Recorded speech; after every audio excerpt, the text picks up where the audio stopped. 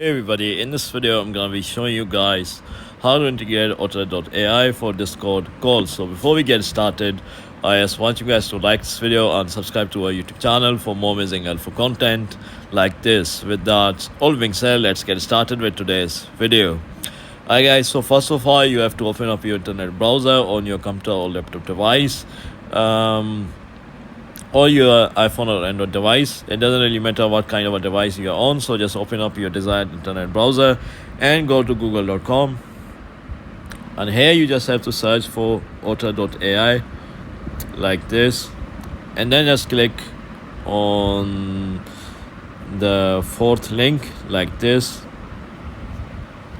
and now you just have to create an account on there. You can start a free account. It's a free trial, or you can just check their pricing and subscribe to your desired subscription plan that meets your needs. So just create an account, and it's pretty straightforward to link it to Discord for your Discord calls.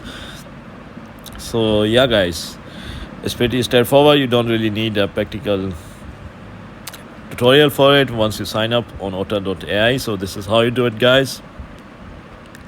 If you found this video to be helpful, then thanks for watching, and I'll see you in the next video very soon. Peace.